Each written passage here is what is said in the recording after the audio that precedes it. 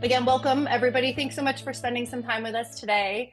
Really excited for the conversation and the speakers that we have.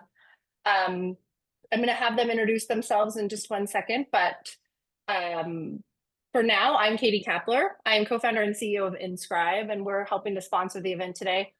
For those of you that aren't familiar with Inscribe, I'll give just a little bit of a background on it in a minute.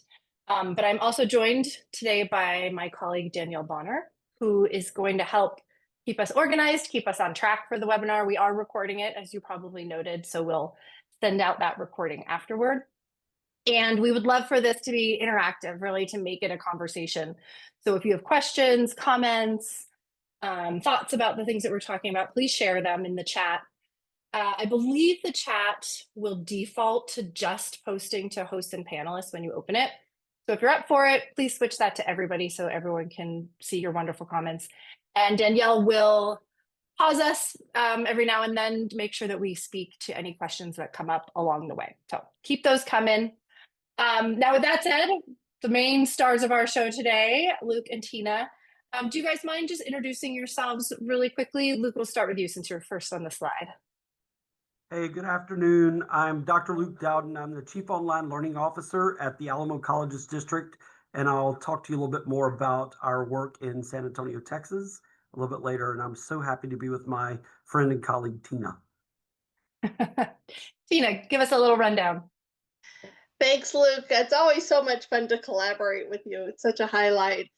Good afternoon, everyone. I'm Tina Parscal, and I get to serve as the Associate Vice Chancellor for Academic Affairs for the Colorado Community College System. It's great to see all of the familiar names and some new friends in the attendee list. Looking forward to a great conversation. Awesome. And we would also love to know who we have in our audience. So if you don't mind taking a minute to introduce yourself in the chat, let us know who you are, where you're from. If there's something in particular you're hoping to learn today, let us know. And as those comments and questions are coming in, I'll give you a little brief background on Inscribe. So Inscribe is a virtual community platform. We help institutions create digital spaces where students can connect to ask questions, get advice, build relationships, and just support and help one another. So we always think of our platform as human first, technology enabled. And our goal with Inscribe is to help improve outcomes, primarily for we work primarily with non-traditional students, especially those students who are learning online, to give them access to some of the same tools that more traditional students just get by virtue of being on campus. One of those really core elements that we think a lot about is sense of belonging. As many of you know, having a strong sense of belonging, feeling appreciated, connected, and valued by your community has direct correlations to student success and persistence. And even many studies have shown even correlations to ongoing success in career. But when you're learning online, that's a pretty isolating experience. Sometimes if we're not intentional about establishing sense of belonging for our learners, they aren't going to find it on their own. So these community spaces are one way that we think we can accomplish that goal. So our conversation today, Inscribe will come up here and there, but Inscribe is just one element of how we can think about achieving scalable and personalized support models for online and underserved students. And what we have thought of at our organization is the sort of, and Luke and Tina are really going to speak to this in terms of the work that they do, but we like to think about student support and student engagement as an ecosystem. It's not a one-size-fits-all solution. There's lots of different tools and techniques that we can bring to bear to help our students and to reach them at the point when they really need that assistance. Some solutions, like when we look at the bottom of this pyramid, are low cost and very wide reaching. So think about things like notifications and alerts that we're pushing out to students to help them stay on track. And then as we move up this pyramid, where the types of interventions are becoming more personalized, potentially they're maybe becoming a little bit more expensive in terms of time and effort to put in place. And it's possible that fewer students are going to actually need that intervention. So things like having access to self-service my way to solutions and answers. That's a space that's getting really revolutionized now by the arrival of generative AI and what's happening there with chatbots. then asynchronous communications like what Inscribe does in our virtual community platforms, and then up to these sort of one-on-one engagements where a student might be sitting down with a coach or an advisor or a mentor. But it's really, again, not a one-size-fits-all. Building a student support system generally requires that we're pulling from all these different parts of the pyramid. So what I'm excited to talk about today is to learn from Luke and Tina which pieces of this framework they have been thinking about and implementing, and what the outcomes of that work has been for their learners. So let's start with Luke. Tell us a little bit about Alamo Colleges. I'm sure most people are familiar, but give us a little bit of background on that, and then we'll dive into your story. Then we'll have Tina talk a little bit about some of the work that they're doing, and then at the end, we're going to come back together for Q&A. I have a few questions lined up, but obviously if there's stuff from the audience, we definitely want to work that in as well. Luke, take it away. Thanks, Katie. Oops. It's funny, you said most people know, but I have to sometimes answer the question, where are you located? So we're a very large community college district in San Antonio, Texas, which soon will be the 6th largest city in the United States. We're going to overtake Philadelphia. We have roughly about 2 million people that live in the county called Bear, where San Antonio is located. I'm really fortunate to work for a community college district that served almost 80,000 of our residents this past fall. So you're looking at a graphic of our 5 colleges. So we have 5 independently accredited community colleges. We now offer anything from a non-degree credential all the way to a bachelor's degree. And so we're really excited about that. You can see the distribution of students. Some of our colleges are the sizes of universities in some states. So a very big place, a very growing population. We're also very proud that this past spring, we received our 2nd Baldrige Award for Performance Excellence. So that's the highest honor that an organization, regardless of industry, can receive in the United States for performance excellence. And we were in Baltimore in March to receive that. That's amazing, Luke. Congratulations, and well-deserved, absolutely. Yes, thank you very much. And I'm just one of about 5,500 employees. So we not only serve a lot of students, but there are a lot of people here. But while I'm talking to you from a very large matrix organization, I've also worked at very small community colleges, not more than 5,000 students. I've worked at a regional Research One university, so I've got some experience. So know, for those of you that are on the call, I'm not just speaking from a very large community college perspective, but from a perspective I think works for all different types of and sizes of orgs. The next slide. Important.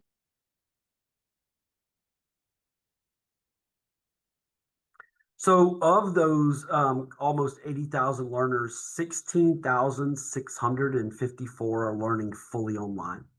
The majority are Hispanic, majority are female, 46% are economically disadvantaged, 28% are parents. Our fully online students are taking more credit hours than they have. I've been tracking this metric for a while, and 8.4 is a new high mark for us. We think it has to do with the number of strategies, some which we'll talk about today.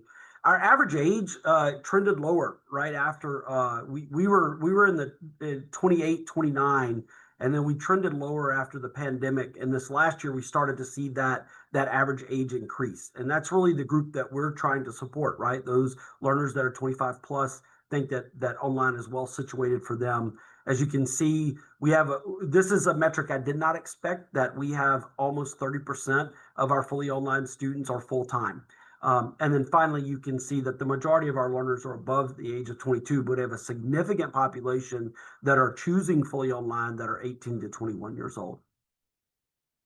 Why does all that matter, right? So this is the next slide that Katie's going to transition us to. I really want to tell you, sorry, if you can go back. I really want to tell you a story about being data informed. That's a value. We have 6 core values at the Alamo Colleges District. When you work here, if you ever have the opportunity to work here, we have a badge. You pick your value, and that's the value on your badge. My value is, it's funny, right? I say it, and then I'm not wearing my badge because I always look down at my badge. But my value is can-do spirit. So I have a can-do spirit, but data informed is close to my heart. but it's not enough to know your data. It's the level that you know your data, and it's about what actions that you take. And here we are challenged consistently by our chancellor, Dr. Mike Flores, to not only understand our inputs but our outputs, and then how are we analyzing that data. And the next slide, I spent several years like sharing reports and thought that as I was doing my job as a chief online learning officer to get people excited about data. And I was especially focused on students who were leaving, because that means that dreams are deterred. That means that their time to economic mobility and prosperity as they define it is delayed. And so I was not getting the traction that I wanted. And we started to put a face on the profile that you saw earlier. We have a non-persistent student profile. And as we began to delve deeper into who was leaving, we began to notice some variables. And here were things that we noticed in our student population that I'm encouraging you to know about your student population. What was their student type? Well, most that were leaving were first time and or transfer. What was their major? Right? Because we have technical majors, we have academic majors. That's how we defined it. Those that were in technical programs were these were the likelihood of these are the variables that decrease the likelihood of persistence, right? So and then their overall earned hours. So if they were earning lower hours, right, typically lower than the 8.4 average, that was an indicator that they might leave. Had they completed our orientation to online learning? We were tracking that, and students that completed it were more likely to remain. And then finally, we have a number of advising touch points. So we have a highly sophisticated academic advising system that supports all of our learners, but we have also probably 45, 50 touch points. And we noticed that our fully online students were achieving less touch points. So rather than making an assumption about, who was not, we really went to the data and we grounded the data. And this was really the clarion call for us to take action, right? So we grounded what we wanted to do in our data. And then I spent time in spring of 2023 road showing a set of solutions. And I want to show you some of those solutions and where we are in our journey with those in the next few slides. Awesome. And I love that, you really went much deeper on thinking about that profile of non-persistence, not just are you going to class, what grades are you getting, but really digging deep into the life cycle of that student, which I think. To borrow from one of our colleagues, Dr. Tom Cavanaugh, that Tina and I know very well, he always says, we should have a failure conference. And I'll tell you, when I show you that slide, really what's in the back of my mind is I was giving people very detailed reports, but it wasn't the right story or the right context. It wasn't gaining the traction. And so rather than say, you're not reading the reports, and so how can we explain this differently? And when you put a face on the problem, and we did, people then begin to connect, right? Yeah. When we talked about who was in good standing that was leaving, right? Because the assumption is, oh, well, they're not successful academically. That's not the case. So I would say that one of the items that we're most pleased about is that when we looked at orientation to online learning as a factor to keep students, we noticed that we're delivering it in multiple ways. There wasn't one way that we were delivering it. So consolidating our orientation to online learning to one option, right? This is the option, taking the best of all of the models that were out there across all 5 of our colleges, and then delivering it, you can see the impact. And we were able to achieve this past fall. This is now a product of Alamo Colleges Online and a product that we care for and we deliver through our colleges to learners. You can see this just in the fall, almost 10,000 students enrolled, almost 7,000 completions. You have a pretty high completion rate and a satisfaction rate of 80%. We were very pleased. The other thing that I would say to you is that this is not only serving those fully online learners, we have another 15,000 learners that are taking some online. They're blending their schedule with hybrid and face-to-face courses. So we see OLearn, Katie and Tina, is critical to not only just our fully online learners, but anyone that's experiencing online. Yeah, Next those slide, are great participation rates for that type of course. That's outstanding. The other thing that we wanted to do, and you mentioned this, right, in the pyramid, is the high touch. We had identified a group of learners that were most likely not to persist, and it was a significant number. He said, what can we do? And again, as we looked at our data, we said, we're offering the right services, but students aren't connecting to them. And maybe it's that we need to talk to students about how to college. And there's another initiative, a Caring Campus initiative that we're involved in, that where they talk about teaching students how to college. And my own doctoral work was around retaining Hispanic community college students, never knowing that I would work and live in San Antonio. So what great fortune, right?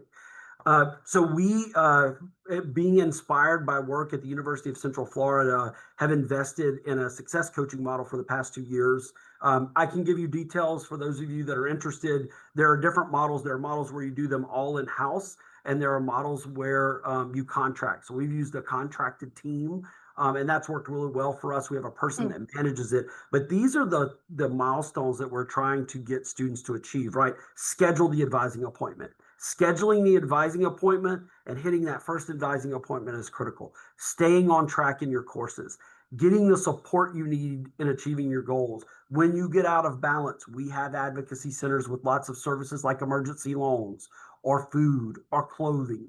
So making sure you can connect to those and really helping you to prepare for tests and manage your time.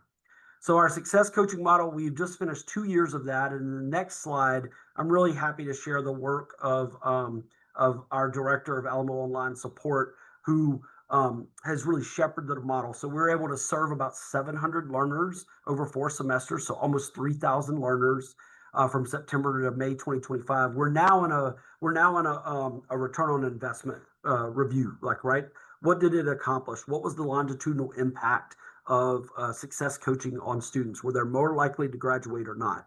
So that's and did they return in the very next semester? And we saw an improvement, Katie and Tina, from year 1 to year 2 in the returning.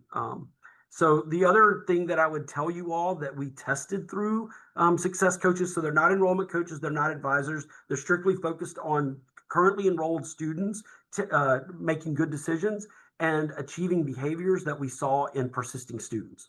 So that's like the 7-second, right, the elevator speech. We learned about a new metric, which you may all know about. I didn't until this 2 years ago, called Net Promoter Score. And the Net Promoter Score is how likely are people to tell others about your service and how pleased are they? And will they promote it? And we have Net Promoter Scores in this, and this is over 500 responses, right? So we're not talking about 10 responses that are above 90 for both years. And that's better than Apple. It's better. Yeah, right? That's an unreal number. Right. But it was another way for us to measure service. And so someone asked a question about scale. It just happens, I happen to see that. I'm not ignoring the other questions. It just happens to be right in my line of sight. We're trying to determine that. What is the right mix? Is it a full-time employee and some contractor mix? We looked at a tool that has AI that we think can do parts of coaching with AI that's voice forward that we're very interested in. So I'll move from that. I want to make sure I give plenty of time for my colleague Tina, who's got some great information to share with you. But this was another innovation that we competed for funding internally, received that funding for 2 years. We had to give a midpoint check-ins along the way, and we're now determining where do we go next. Awesome. Luke, there is a question in the chat about training your success coaches. Do your success coaches attend training through an outside source or a professional organization? Yeah, so we partnered with a company that had a very robust internal training that brought us success coaching. I will tell you, I'm very impressed with the scale of the success coaching model at University of Central Florida. I know they are looking at certifying success coaches around the country. I have a contact there I'm happy to share with, I think it's Kristen, if you want to reach out afterwards. If we move to a certification model we have with our enrollment coach and advising model, if we do scale success coaching here, we've not committed to doing that. We will look at some type of external certification, and they will be the first place that I go. Perfect. Thank you. Fantastic. So we did another piece that we saw in our quantitative data is students' desire to connect. They wanted to connect. And that's where I had been meeting with Inscribe at conferences, talking to Katie probably for over a year. And we took a chance on the platform. One of the things that I'll tell you, and I'll put it in the chat, let's see if I can make sure I'm getting it to everyone, Danielle, is we branded it. So we don't call it Inscribe. That's the name of the company. We call it Alamo Online Communities. And we spent a lot of time telling our online learners, this is your place to connect. And I will tell you, because I'm a moderator, moderators have a very limited role. That's what's intended. You're intended to have learners connect. It's a place outside of the LMS, but can also be integrated in the LMS. Some of you may be Inscribe customers or considering them, but we needed a place for students to find connection. And here's what I see. Hey, I want to start a hiking group. I want someone to bike with. I need a study partner for Kim. I was homeless and I'm back and I'm telling you I was homeless, and you can do it in case you're experiencing homelessness and you want to connect with me. These are things that I see come across the platform. People want connection, even if they're fully online. And that was a gap in what we were providing. And we saw that in our quantitative data. So this is one of the other solutions that we stood up over the last 2 years to get our students to connect. Here was a neat thing that happened this week. We had a communication go out incorrectly about payment. And we knew about it from the platform before we discovered it ourselves, because students started saying, I'm getting these multiple emails, right? Something happened, something haywire. It was in another department, not our department, but the platform allowed us then to get to our frontline folks and say, hey, something has occurred. We've grounded it in our system, but we saw it first because students started to talk to each other about it. So it's like having a group me, but you get to see what's in the group me, right? This is the group me you were left out of, but you now get to be an observer, and you get to understand really and see some really brilliant connections that people are making. And Awesome. I think that is my last slide. I hope that was gives you just the story of like how you start from data, use it to take some very intentional actions, all about helping students, right? All about helping them to complete their certificate or their degree, or maybe even continue to their bachelor's degree. So Katie, that's I think my last slide. Fantastic. Great introduction to Alamo and to all the work that you're doing. Danielle, any questions that we missed for Luke before we jump into Tina? Nope, there was a question about scale, but I think he answered that. So I think we're good to move forward.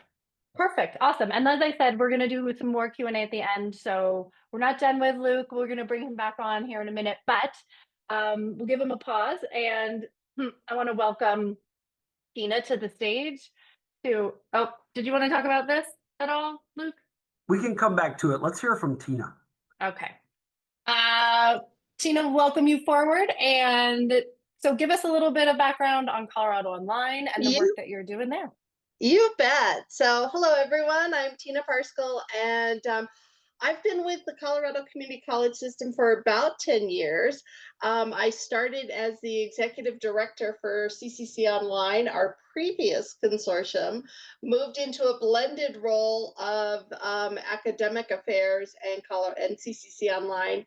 And now with Colorado Online, I'm doing more in the realm of academic affairs. Like Luke, this is not my first gig. And I've been at a variety of institutions. I've been with community colleges for 10 years. I was also at a private liberal arts, 4-year liberal arts school, and a few private graduate schools. So I've kind of been around the waterfront a little bit. So I could certainly address this broad topic from a different levels of perspective. So next slide, please. So Colorado Community College System is Colorado's largest higher education system. We're 13 colleges strong, over 35 locations geographically distributed really in all 4 corners of our great state. And students are able to access our colleges online from everywhere, not just from their home colleges. Over half of our institutions are Hispanic serving or minority serving.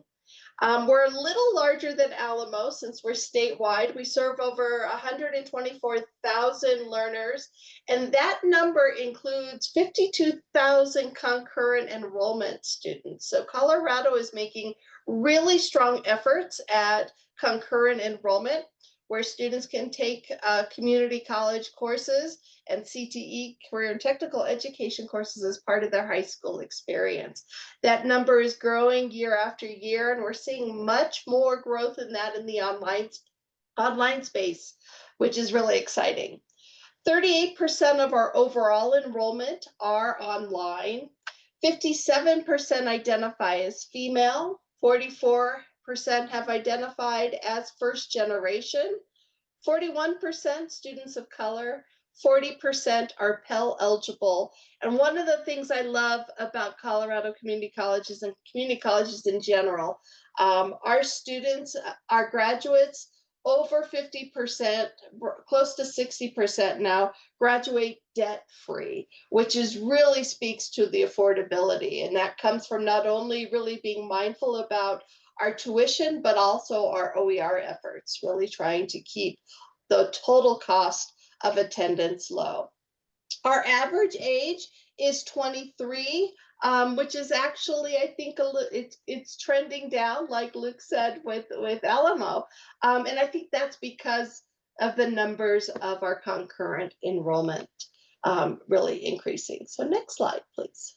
Well, and I have to, so some of you may not know this, but Inscribe is also Colorado based. And my daughter is one of your concurrent enrollment students. So love it. I love the work that you guys are doing.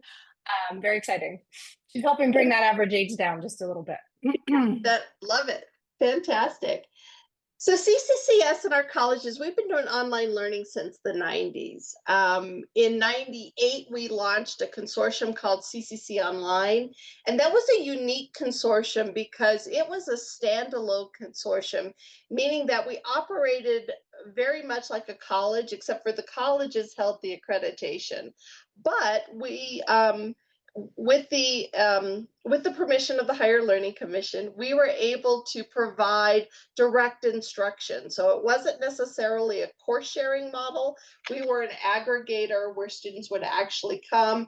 We would have our own instructors, our own student support specialists. We had all the trappings of a college, but the students actually were entrusted to us from the community, from our system colleges.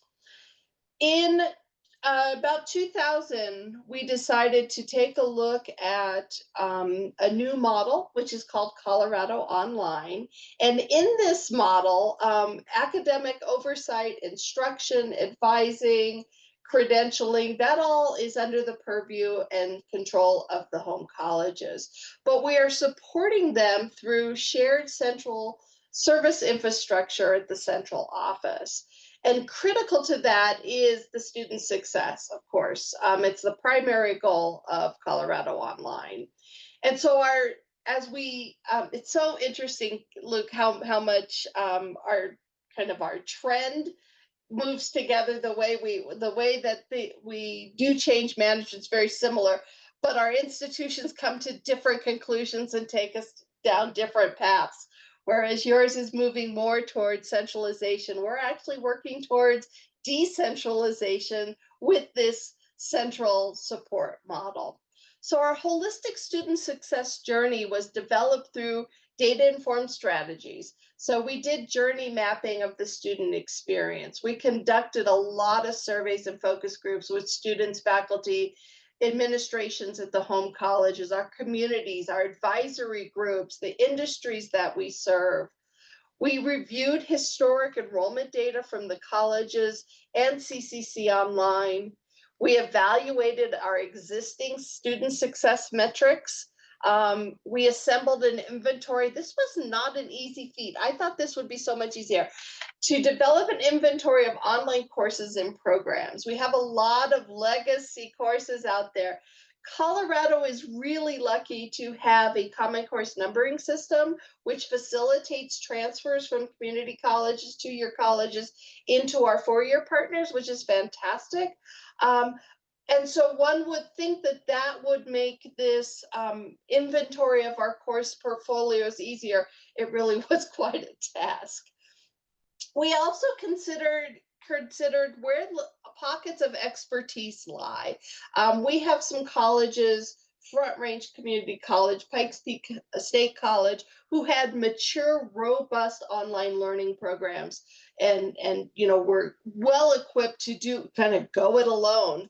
But we had smaller, many of our rural colleges really entrusted their online students to CCCOnline, but they wanted an opportunity to really participate in delivering online instruction, offering online programs. So Colorado Online, when we came up with this idea, really was we wanted equal and equitable participation in the consortium for all of our colleges. So we rolled out the transition from CCCOnline to Colorado Online over a period of several years. Last academic year, 24-25, was our first full academic year, which is fantastic. And the resulting model is that the academic oversight is based at the independently accredited colleges. We stood up a consortial agreement among the colleges. We stood up a governance structure primarily led by our presidents of our colleges, and then supported by a central team, many of which are in my area, some are in student affairs. We leverage a number of things, including system level platforms and tools. So we have a common learning management system. We use Desire to Learn. With this model, we actually went from 14 instances to 1 instance, because when a student registers in a course, they could take a course from their home college, or they could take it from a teaching college in what we call pooled sections. And so we wanted it to be a seamless experience for students and instructors and faculty, that I want to log into the LMS and I want to see all my courses regardless of which system college is offering that course. So that was a huge component in really streamlining many of the things we do, not only in delivering instruction, but also supporting our students.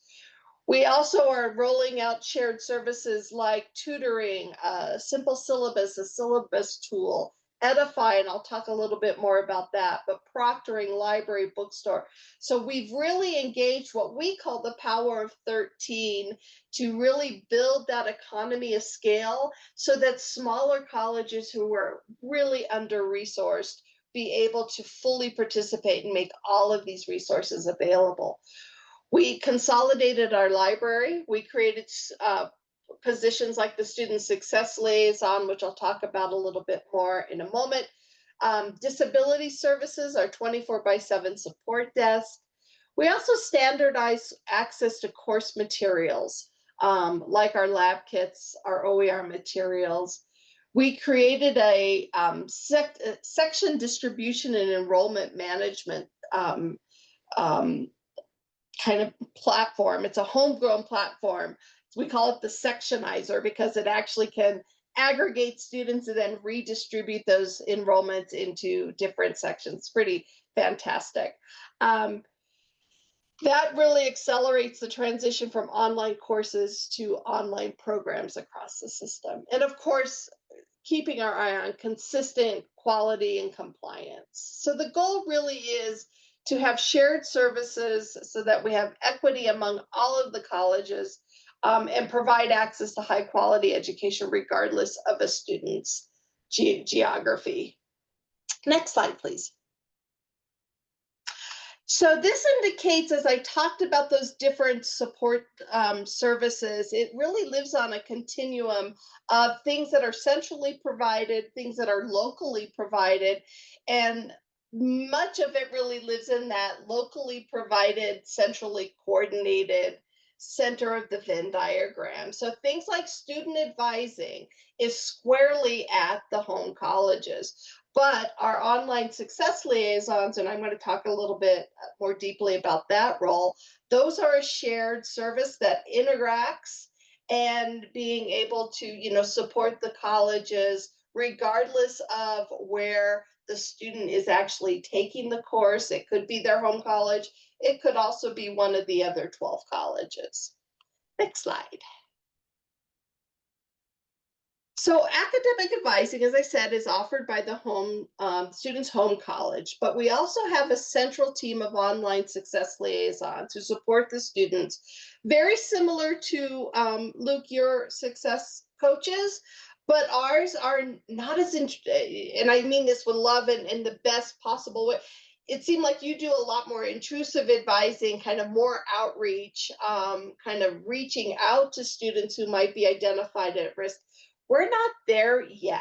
And so that's kind of an aspiration of mine. I was taking notes as you were talking, because we are now more like a concierge type of experience where the students then reach in, get their questions answered, and sometimes get redirected through a warm transfer to the student's home college or the teaching college, depending on what the needs are. So they respond to student inquiries, provide referrals and guidance. They'll facilitate issue resolutions. We found that, there are many tricky things like grade disputes where we don't always have the same policy among our colleges. One of the things I do in academic affairs is I'm working with our colleges to say, okay, can we get some consistency around how we handle grade disputes, how we handle no-shows, those kinds of things, so that at the end of the day, it's a seamless experience for the students, honoring, of course, the independence and local control of the home college. So the tools that these individuals use, going back to the earlier slide about the framework, they use a blend of synchronous and asynchronous notifications, websites. Some of our colleges have chatbots that they're trying, but we're looking at perhaps a chatbot to support the work of the success liaisons. Next slide, please.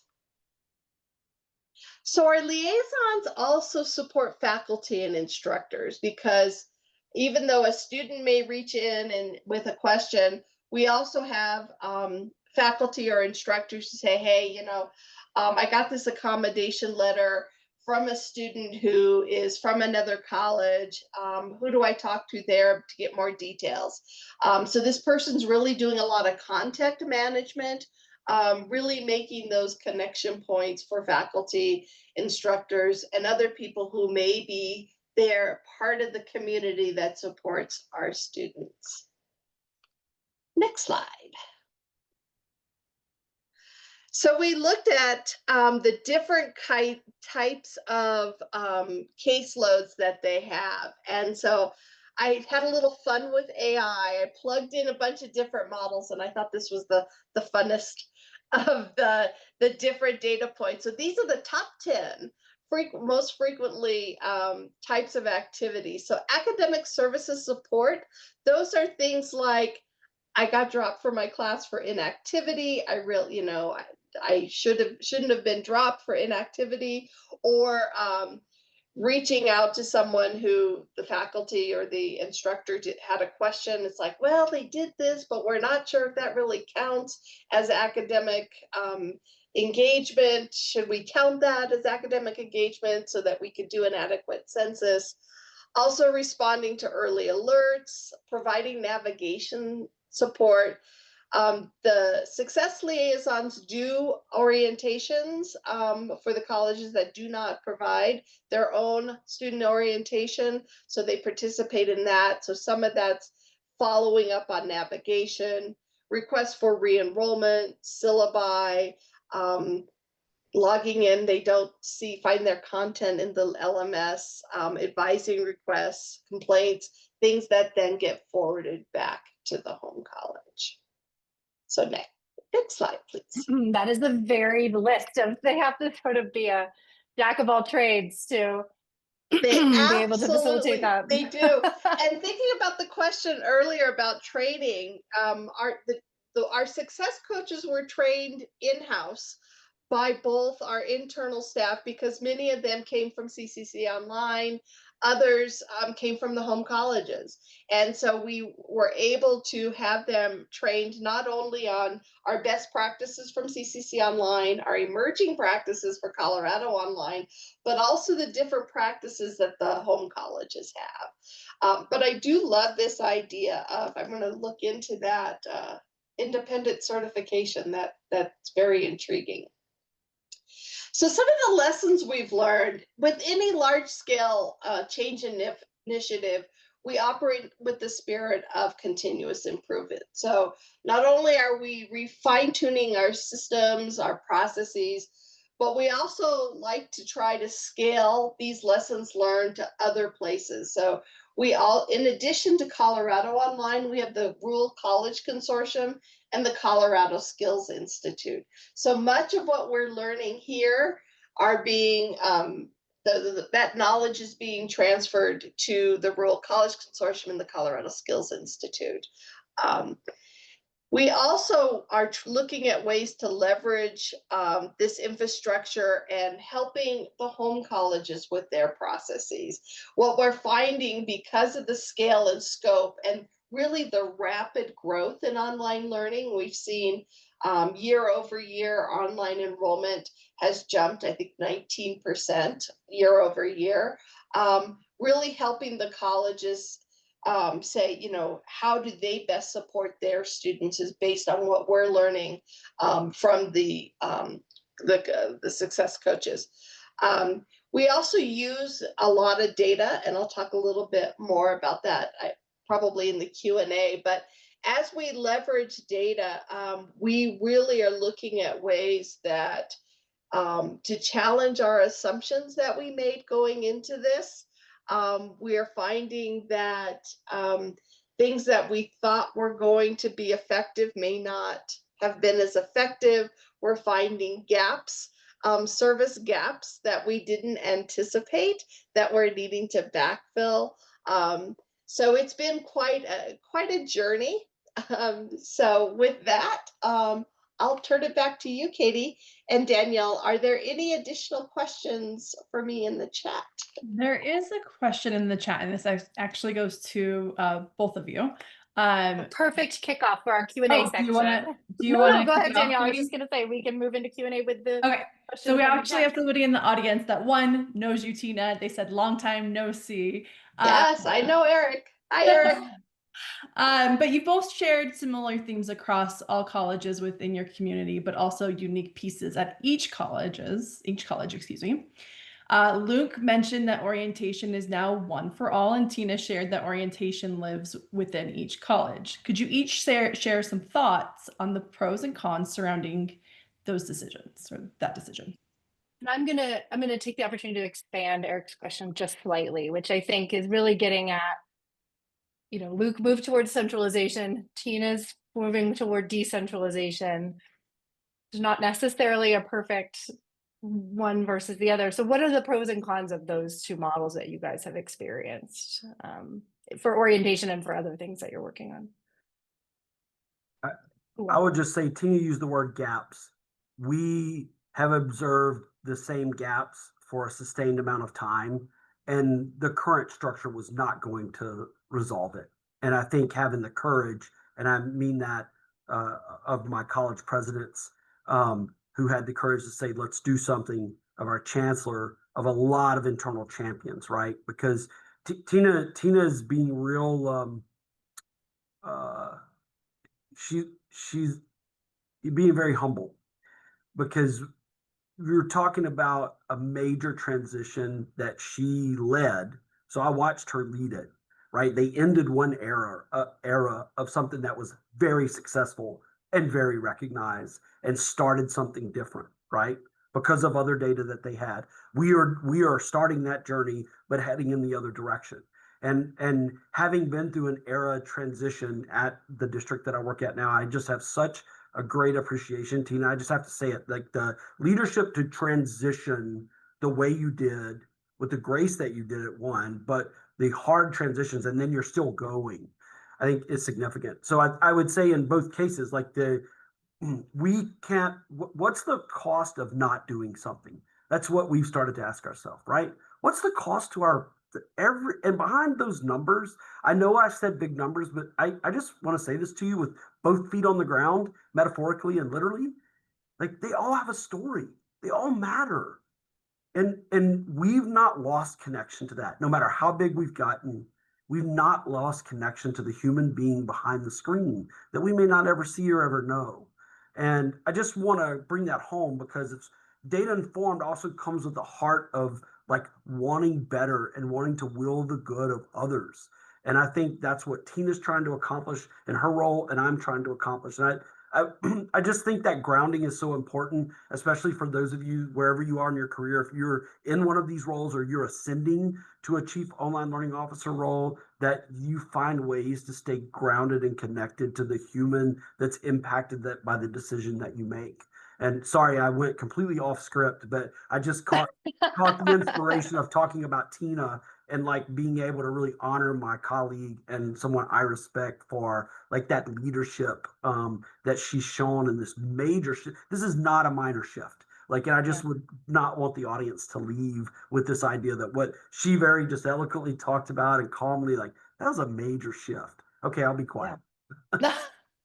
Wow, Luke. Wow, that's thank you, my friend. I appreciate it. I could say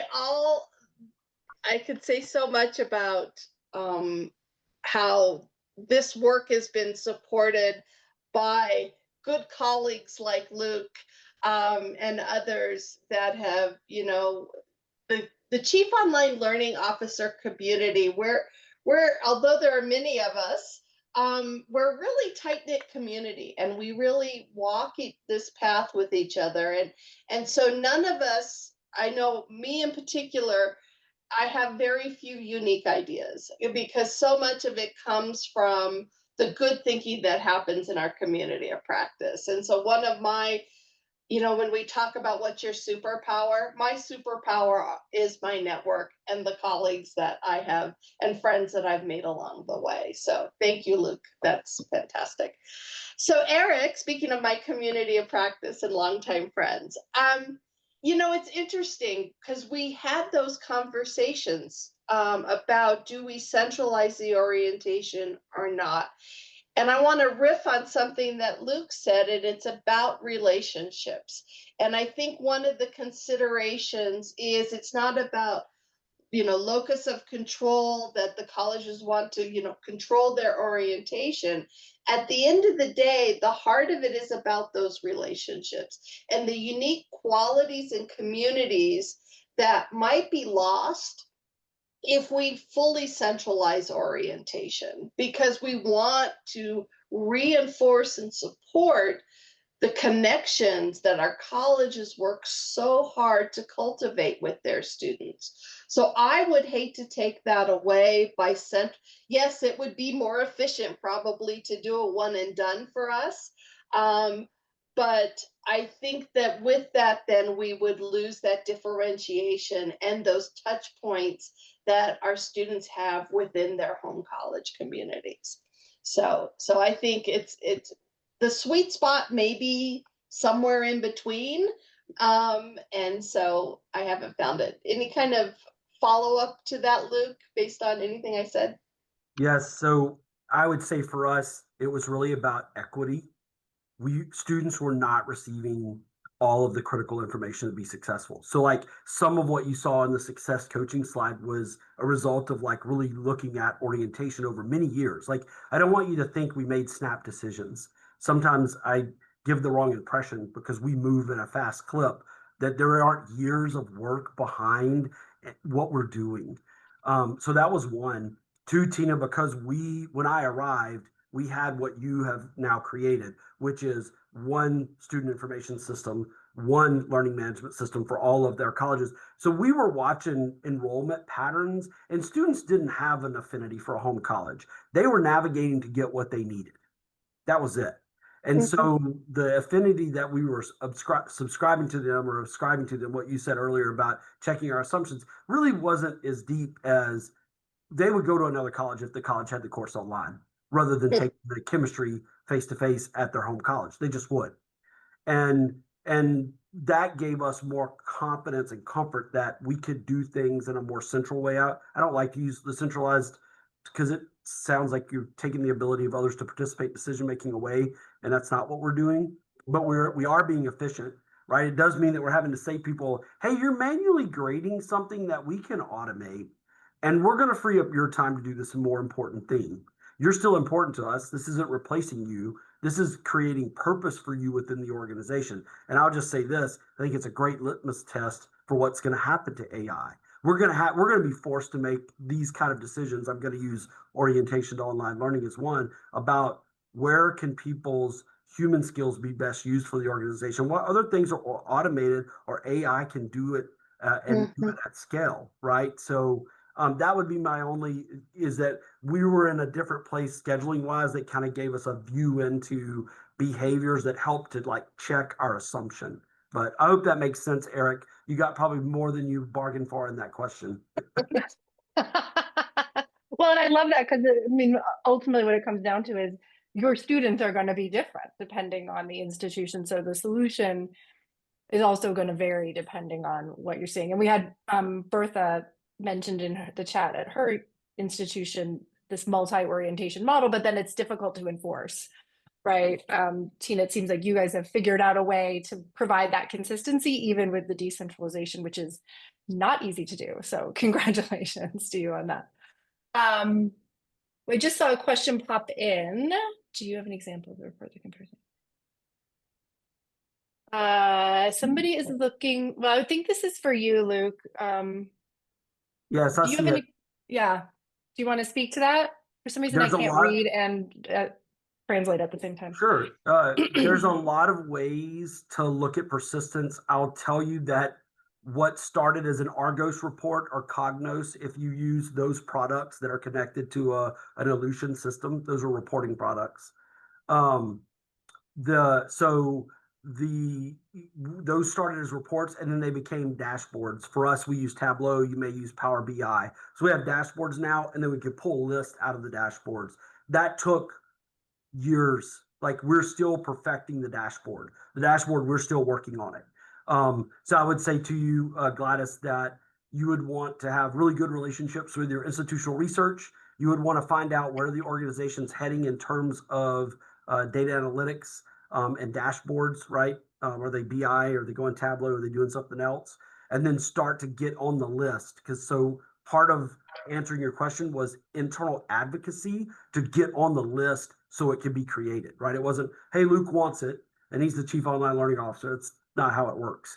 And so that's how we could give you an example. We could coach you through it, but there's some groundwork that I would encourage you to do that would help you know, is it even possible where you're at? So that's how I would answer that. More of a strategy to get what you want than here's the theme. Template, so to speak. Well, let's stay on Gladys's question just for a second, Tina, because I'm also curious.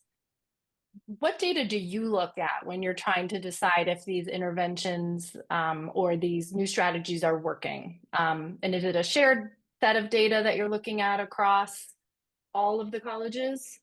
So one of the tools that we are in the process of implementing now is Edify. And that gives us really robust dashboards across all modalities of learning. And so that is led by our IT department, and we're rolling that out over the next year. So those are some data points that we have. We are actually, so last year, one of the things we did with Colorado Online in general was we wanted to say, is this new model working? So we pulled together a group of stakeholders in a group we called Prove It. Can we prove that this is working? And we reviewed just a variety of different data points, focus groups, things that were generated out of institutional research and business intelligence, and looked at different kinds of evaluation criteria, both experiential and outcomes-based, as well as financial. And our conclusion was, yes, it's working. here's the path forward to improve it. So this year we've implemented many of those changes. So actually next week we're having 2 weeks or 2 days of again revisiting it in our workshop called Improve It. So again, testing our assumptions, looking at the data, looking at the difference between not only enrollment patterns, but also success rate patterns, comparing college to college, comparing home college and pooled sections, different kinds of ways to really evaluate the effectiveness of the student experience and the outcomes. So lots of, it's almost like a mixed method research study in a lot of ways, really looking at all the different data points. But what's really, I think, really unique about what we're doing is we're bringing all of the stakeholders. So we will, in this meeting, we are involving faculty, student affairs, administrators, presidents. We are working with Phil Hill and Associates. Many of you have probably heard of Phil Hill and his group, and they're working with us as our consultant. So we're bringing an external consultant to facilitate this, so that we can say, okay, here's what we know, here's what's working, where do we need to go forward? That's a lot of inputs that you're taking in all. Absolutely. You also kind of spoke to another question that popped up, and Luke, you answered it a little bit in the chat already, but all those stakeholders in the room, what advice do you have for people when it comes to things like change management? And where did you guys feel the pushback for some of the changes that you wanted to implement, and how did you navigate that? I think go ahead. You have to continue to go and be present. Right? You have to go to the conversation. So I do my best work when I get in my car and I drive and I go spend time with colleagues. I know that's not really possible for Tina. And for me, we're a geographically large place, right? So I might drive 30 minutes for a 45-minute conversation and drive 30 minutes back, but being present matters, right? And a lot of times, here's what I found out. 50% of the time, people just want to be heard and they want to know that you heard them and you took their feedback, whether you can act on it or not. 25% of the time, someone's really got an axe to grind and they're on to something that you should just really drive in on. You're like, oh, they're not the best at explaining this, but there's something that they're telling us that's critical to the near and long-term future. And 25% of the time, people just want to attack you. They're carrying around whatever baggage has nothing to do with you. And you're just kind of like, okay, this isn't about me, and you shouldn't feel obligated to accept an invitation to every argument that you're invited to. And I just have to remember that. It's like, oh, that's just an invitation that I'm going to decline. And and it's unfortunate, and I get some weird attacks. I mean, and you just have to build a capacity for that. And I have better days than others when I can respond to things that aren't connected to the data, but I try to draw people in more than I try to reject or rebut, right? And I try to remember what I'm doing and why. And for me, it's the learner, and it's about their success, not about being right. That's great advice. I'm going to incorporate that into my personal life as well. There's plenty of arguments you don't need to accept the invitation to. Tina, would you add anything to that? I think so much of that resonates. It's really about leaning into the people and having the conversations. We cannot over communicate. It's just really critically important, and staying focused on the why and the goals, because this is really about serving students and communities. One thing I'll add, kind of to fill in the contours, is what we did is really leaning into the existing governance structures. One of the things as a system, we have robust governance structures. So we have functional groups. So we have our our faculty governance. We have, the VP councils. We have different kinds of convenings. All the registrars get together, being very intentional about going into those groups to address their specific concerns, and then being really mindful about getting back with feedback. So for example, on Monday, we're meeting, the deans are having their retreat. So all the deans from across the system are having a retreat. And so we're bringing our team forward to listen and to share updates and to respond to kind of concerns that they have, do a little myth busting in terms of things that kind of are out there in the rumor mill. But really focus on the why we're doing this good work, because at the end of the day, we all really want the same thing. We want to serve the students. We just have maybe different opinions about the path, how to get there. I love that. Fabulous advice and a wonderful way. I feel like we could sit and have Q&A for another hour here, but wonderful way to close out today's session. Huge thank you, Luke and Tina, for being here. This was actually a preamble for a session that we're doing at the upcoming, is it the Solar Conference? Which one is this going to be? Yes. So if you happen to be attending that, please come join us live. And we're going to do a slightly different version of this, but huge thank you to you guys for being here. If you're interested in some of the work that my team has been doing, I think Danielle's there's a QR code here you can follow. You can learn a little bit more about specifically how to leverage digital communities to achieve some of the goals that we were talking about today. And I know we would all love to stay in contact. Thank you, Danielle, for helping keep us on track. I know she dropped everybody's LinkedIn into the chat. So reach out, connect with us. As you guys did such a great job talking about, it does take a whole community. It takes a village to achieve some of these really high goals that we have. So we're all in this together.